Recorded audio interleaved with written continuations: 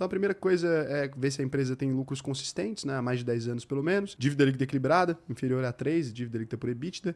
A empresa tem que ter 100% de tag along, porque senão não adianta, né? Você investe, depois a empresa vai vendida e dá problema, e está num setor perene, um setor que existe aí pelo menos há mais de 400 anos.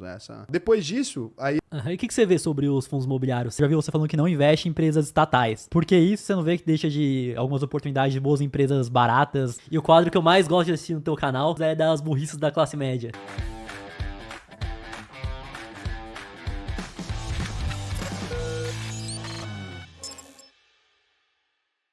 E quando você começou a criar conteúdo, você já investia há muito tempo, né? Você desenvolveu alguma estratégia de investimento durante esse período que você estava aprendendo a investir?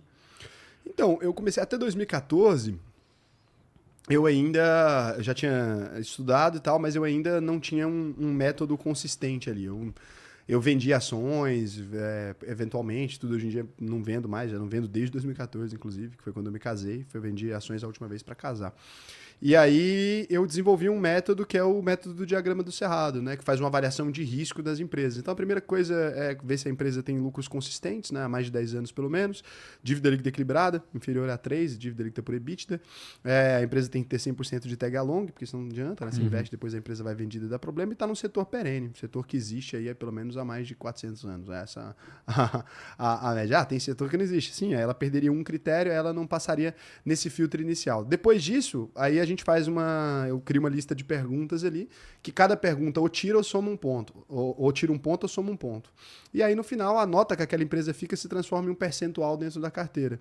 E aliado a isso eu divido também um percentual em renda fixa. Então, quando a bolsa tá cara, né, normalmente dentro dos seus padrões, e não a bolsa cara dentro de padrões aleatórios para os seus investimentos, o sistema vai te mandar automaticamente jogar mais dinheiro em renda fixa. E quando a bolsa estiver caindo, ele vai te mandar aportar mais. Então, é basicamente isso. Não tem uma grande filosofia por trás. Você respeita esses critérios, faz uma análise de risco, investe nas empresas baseado no risco delas e não na capacidade de geração de valor, e faz essa divisão. Cara, tem funcionado maravilhosamente bem. E você investe também no exterior, cripto, fundo imobiliário, ou é mais focado em ações? Invisto bastante em cripto. Cara, eu tenho criptomoeda desde sempre. Assim, eu tenho e-mail do mercado Bitcoin, quando o mercado Bitcoin ainda falava admin no e-mail. Eu já vi que você postou já no tem pra no caralho. Stories. Já troquei ideia com o Daniel Fraga no Messenger do Facebook ali.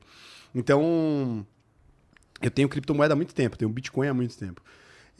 Gosto bastante. Investimento internacional, para mim, entra no mesmo critério. É a mesma coisa. Eu acho improvável alguém investir somente no Brasil. Não acho interessante. Né? O Brasil não é uma das maiores economias do mundo, não.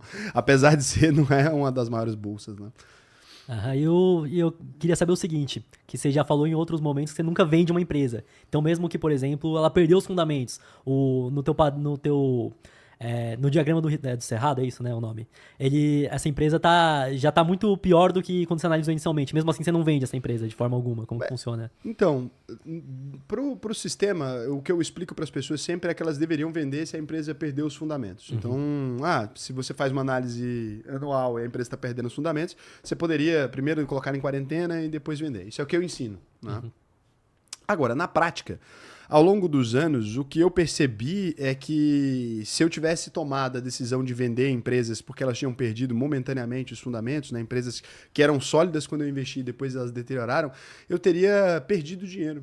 Mesmo compensa mais você assumir o risco de manter uma empresa ruim na sua carteira para ter outras empresas que se recuperaram e chegaram em valores maiores do que ficar girando a carteira. Então, eu só venderia ações se eu tivesse atingido o meu objetivo financeiro máximo, e daí agora eu vou viver de renda, então não preciso mais ter ações. Aí posso alocar tudo em renda fixa, mas até lá não vendo nada. Entendi.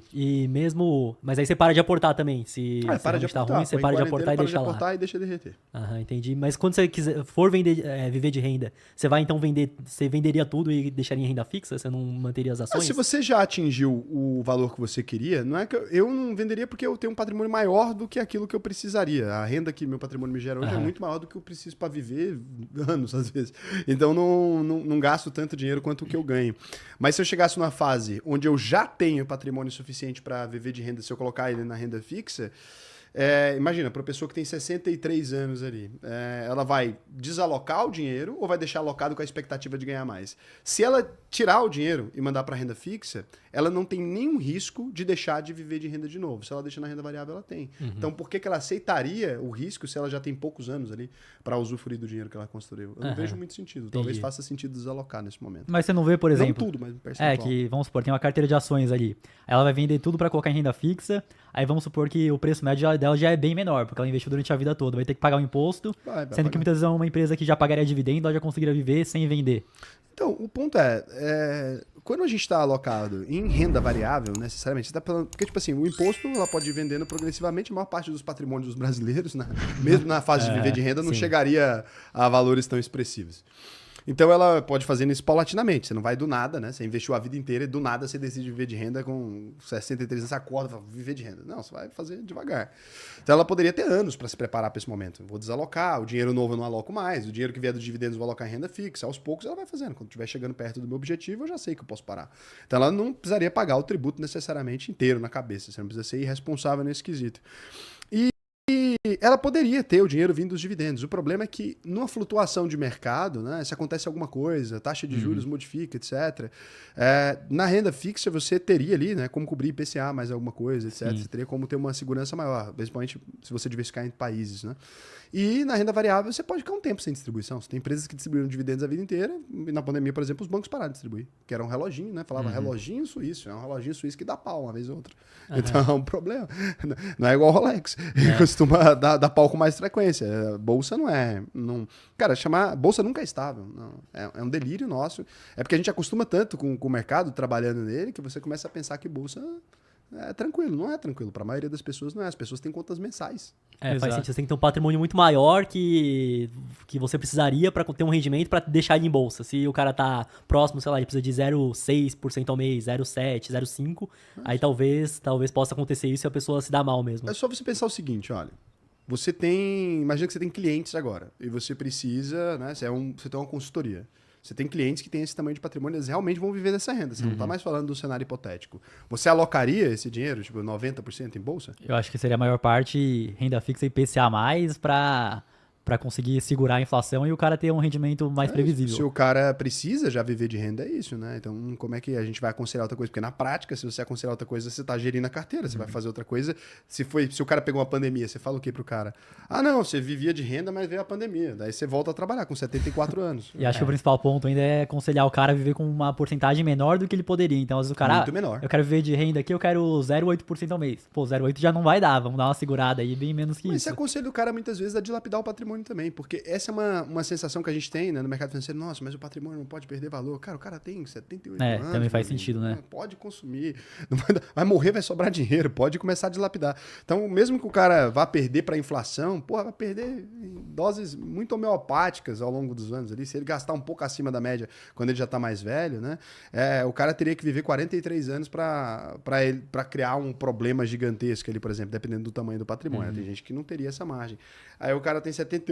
Por mais que eu seja otimista, não vai chegar, vai morrer antes. E dá pra fazer uma curva, por exemplo, na hora de ver de renda, de acabar com o patrimônio, chegar muito perto depois de um certo período ou ser perpétuo, né? Então, é que eu penso no caso eu quisesse ver de renda hoje. Aí eu penso, pô, tenho 24 anos. Aí é foda. Aí não tem como ficar gastando 0,8, 0,9, Não, mas aí no né? seu caso, você tem que gastar dentro da margem que seja possível ali. Que eu já pensei uns 2 anos atrás, eu pensei, não, se eu não quiser fazer mais nada.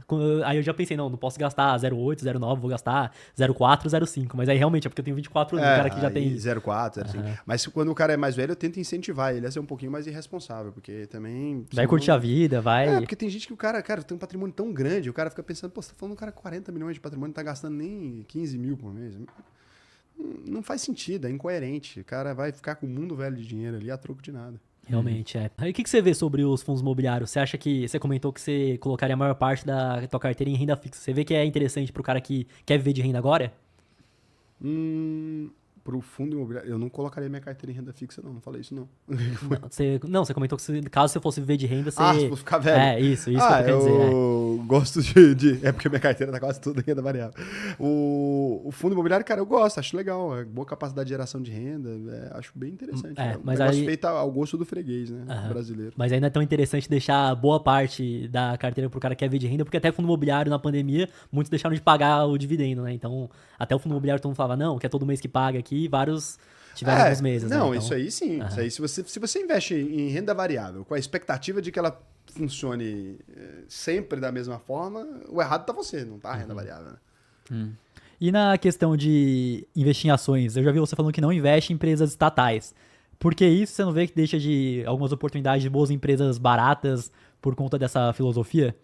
Deixa pra caramba, cara. Sanepar, por exemplo, empresa que tava maravilhosa durante muito tempo. Falei dela há muitos anos no canal, sem poder comprar. Banco do Brasil, tava sempre em múltiplos muito baixos, usei como exemplo várias vezes. O ponto é que, assim, quando a gente investe, né, pensando sobre aquilo que a gente vai deixar de ganhar, você está investindo sobre um viés muito, muito perigoso. Porque, assim, tudo você pode deixar de ganhar. Se você não compra qualquer empresa, ela pode se valorizar, né? Então, eu penso muito mais no que eu posso perder, no que eu estou exposto a perder. Quando eu penso na administração de empresas que ela se modifica, né? Ou tem o convite a se modificar a cada 4 anos porque alguém ganhou uma eleição, e eu lembro quem concorre às eleições no Brasil, não só para a presidência da República, mas dentro dos estados, etc., a chance de uma empresa cair, né, na gestão de uma pessoa que não tem a menor noção do que ela está fazendo, não estou nem falando assim, é uma pessoa indicado de cargo político, não, estou falando assim, se fosse um indicado de cargo político que tem uma noção do que está fazendo, ainda vai. Eu já vi empresas estatais serem administradas por pessoas que não têm a menor noção do que estão fazendo. Já vi a pessoa assumir um ministério porque é irmão de alguém. Então, assim, é um negócio tão absurdo quando você imagina isso dentro de uma gestão de uma empresa, que por mais que aconteça nas empresas privadas também, e acontece, a gente tem esse vício muito grande no Estado de usar empresas públicas como cabine de emprego. Né? Então, é muito ruim. E aqui eu não estou me referindo às pessoas que prestam concurso público. Pelo contrário, né? A gente percebe que os funcionários do Banco do Brasil performam muito bem e são extremamente instruídos. Até porque se o cara, né, que está no banco privado tivesse competência para passar num concurso, esses de gerentes, essas coisas que ele teria passado, porque paga melhor e é mais estável. Então, eu estou falando dos cargos mais baixos, né? Não estou falando do o cargo mais baixo, o cara tem que fazer um concurso para passar, não um cargo que alguém vai lá e indica, que então, que assim, o cara da família indica, que o governo indica. A base das empresas públicas é muito boa e o topo é uma merda, que muitas vezes é o contrário do setor privado, né? Que a base é muito ruim e o topo é aqueles caras que eram fora da curva. Então, é uma pirâmide invertida que, para mim, ela é muito perigosa. Quem tá no controle, quem tá na rédea, ser louco, eu acho que é mais perigoso muitas vezes do que quem tá na base. Talvez por vício de mercado também, eu pense assim, né? Por ter sido executivo. Então isso reflete no preço, mas obviamente você não quer correr esse risco de a cada 4 anos vir... Tira meu sossego. E daí, cara, se eu invisto pra ganhar dinheiro de renda passiva, pra eu não ter que trabalhar, se aquilo tira meu sossego, não é renda passiva, né? Aí tem horas de consumo ali e tal. Acho que a gente tem que investir buscando a paz e não o ganhar mais e mais e mais, né? E o quadro que eu mais gosto de assistir no teu canal, que a gente até já fez alguns vídeos parecidos, é das burrices da classe média. Muito bom. Já é o público que você conversa normalmente e tem várias coisas que são insights que a gente tira que a gente acha interessante, mesmo que a gente não pensava, né, Matheus? Exato. Qual que você vê que é a maior burrice, a mais extrema, assim, da classe média na hora de lidar com a grana, principalmente? Nossa, cara, eu pego ali as coisas que eu pensava mesmo, né? A maior parte dos burrices da classe média é coisa que eu mesmo já fiz ou vi meus pais fazerem. A coisa que eu acho que é mais comum mesmo é ancorar o custo fixo muito alto, né? Que é o cara colocar um aluguel numa região melhor do que a que ele tem capacidade de viver ali. Muitas vezes a classe média tem muito essa questão de se sentir mais rico do que realmente é. E aí paga pra viver numa região que, pô, se todos os seus vizinhos ali perto são muito mais ricos que você, talvez você esteja no lugar errado, né? E aí a pessoa acaba não percebendo, aí paga muito mais caro pra frequentar esses lugares, né? E aí a academia é mais cara, aí tudo ali é mais caro. Então ela acaba ancorando o custo fixo dela inteiro alto pro lugar onde ela mora. Você falou uma coisa que eu concordo e eu já vi muita gente discordando, falando, não, que a tua casa tem que ser a pior do condomínio, que você tem que estar num lugar onde só tem gente com mais dinheiro. Mas aí eu vejo o seguinte... beleza, o cara vai estar com vizinhos que tem mais grana. Mas Vai não ter um ambiente mais desenvolvido. mais acho que envolvido. Mas não necessariamente ele vai aprender alguma coisa com os vizinhos. Não, claro que não, e vai Então. piorar bastante, porque além disso, essas pessoas, elas têm gastos ali condizentes com aquilo. Então, às vezes, a filha do vizinho vai fazer a festa, sei lá o quê, sua filha vai te cobrar pela festa, sei lá o quê, ele vai ter o carro tal, você vai querer comprar o carro tal, você começa a ancorar a sua vida inteira. A maior besteira, esse negócio, conviva com ricos, né? Sente-se numa mesa com 5 milionários, você será o sexto. Aí as pessoas esquecem que garçom fica lá todo dia atendendo rico e não fica rico. O pessoal trabalha todo dia no hotel, não fica rico. Não sei de onde concluíram que se você ficar perto, parece que passa por... Você esfrega no rico e você fica rico também. Não sei de onde que tiraram essas ideias, cara. Pelo amor de Deus. Eu acho que essa questão de carro acaba sendo algo que atrapalha muito o orçamento da galera que é classe média. Tanto que eu tava com 2 carros, vendi um, ainda vendeu o outro também. E os dois financiaram. Era 2 Porsche Macan, $500 mil cada uma. O meu, não sei nem como que ele fez isso. Que tipo assim, o dinheiro que foi da conta dele foi uns R$60 mil. E o resto... Acho que era 30 no seu, o meu foi 90. Ah, então é isso, 30 do meu, o resto foi do banco. Que o cara financiou quase o carro inteiro. É normal. Não. Mas aí eu pensei, porra, como que o cara financia um carro de 500 conto, pega o dinheiro que ele tem ali e compra o carro à vista aí, que ele consegue comprar, que cabe no bolso. Ou vai juntando a grana pra comprar à vista também, né? Mas aí acaba os bancos, o que vocês estão querendo fazer? Não é assim não, deixa o pessoal fazer. Porque mas o grande lance é porque muitas vezes o cara aprendeu, né, financeiramente, que faz mais sentido para ele ter um financiamento ali. E em alguns casos extraordinários pode até fazer mais sentido mesmo. Você não sabe o que esse cara consegue fazer com 500 mil. Tem gente que com 500 mil faz muito mais dinheiro do que mobilizando um carro. Deixa ele pagar a parcela e foda-se. Eu já vi gente comentando isso, que vale muito mais a pena. Não vale. Para todo mundo não, mas sim. agora para alguns. Sim, mas aí eu vejo o seguinte, que se ele tem uma grande capacidade de gerar dinheiro, normalmente o empresário vai lá vai distribuindo lucro pra diluir o risco dele da empresa, tem um pouco na pessoa física. Então o cara não tem na pessoa física, né? Ele tem que estar tirando um fluxo de caixa que ele teria pra estar comprando bem, né? Não, mas tem gente que o cara realmente ele mistura as duas contas, mas o cara tem uma ampla capacidade de geração de valor a partir de dinheiro. Eu já vi gente que, tipo assim, o cara consegue com dinheiro de terceiros fazer rios de dinheiro. Construção civil, por exemplo. Você vai ver o cara, pra ele 500 mil faz muita diferença. É a diferença entre ganhar 1,5 milhão a mais ali. Então... Eu acho que é possível, mas acho que o cara que tem todo o dinheiro dele no negócio girando, talvez tá mais alavancado do que deveria, né? Acho que esse que pode ser o ponto. Talvez também. ele não tenha, ele só não quer. O ponto é que ele só não quer tirar o dinheiro ali, né? Quer manter o dinheiro na conta. Tem gente que faz financiamentos por diversas razões. No geral, é estupidez. No geral, pra comprar carro de luxo é estupidez. É que eu acho que o ponto é que, pagar 20% ao ano de juros é complicado, né? É complicado. Sendo um cara... Acho que o cara consegue. Acho que o cara consegue. Às vezes ele tem um bom crédito no banco ali, dá alguma garantia. Mas aí vai depender, né? Quanto que é o retorno por patrimônio da empresa de vocês, por exemplo? Por patrimônio? Por patrimônio acaba sendo absurdo que o patrimônio da empresa é baixo, né?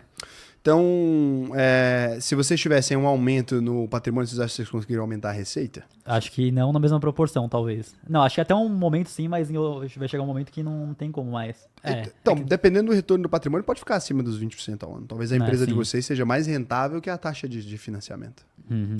Então, necessariamente, talvez a injeção de capital fosse mais inteligente do que ter comprado um carro, por exemplo.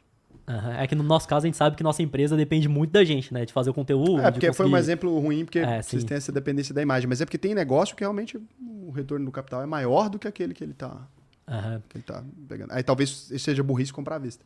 Porque a injeção do capital no negócio teria mais retorno e ele pode pagar a parcela e foda-se. Acho que é um ponto, mas aí eu também tenho um ponto que eu falei que o cara vai estar com todo o dinheiro na empresa, né? Esse que, mas tem muito cara empresário que tem liga, mesmo. Não, mas aí não tá... Porque no carro não vai te resolver também.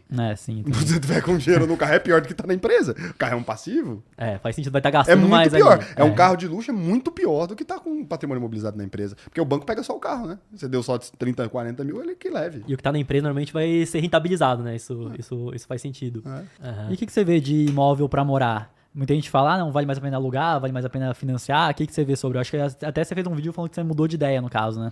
Há muitos anos. Foi 3 anos atrás eu fiz um vídeo falando que eu tinha mudado de ideia a respeito de aluguel versus financiamento. Quando eu fiz as contas e vi quanto que é o IGPM do país e entendi as condições em que as pessoas financiavam imóveis, compensa, na maioria esmagadora dos casos, o financiamento compensa muito mais do que o aluguel. Mas você vê que é por conta da galera que se enquadra no Minha Casa Minha Vida da vida ou pro cara que vai financiar um imóvel Mas não convencional, mas Não, mais se caro. se for luxuoso, não. Aí o imóvel luxuoso é uma complicação, porque nem aluguel, cara, é difícil até de alugar, achar pra alugar. O imóvel luxuoso é um negócio muito E o característico. que você considera luxuoso? A partir de que preço, assim? Casa em condomínio, todos. Casa em condomínio fechado, tá? Já é quase tudo imóvel de luxo. A partir de 1.800.000, 1.900.000, já tá falando de casas muito específicas. Agora, casa pra morar, família, bonitinho, imóvel, 500.000. Em São Paulo, 700, que os negócios é bem complicado. E até mais, eu acho, que a gente fez um vídeo que dá pra comprar com 1 milhão hoje. Mas o imóvelzinho pra morar legal em São Paulo, se você não for rico, imóvel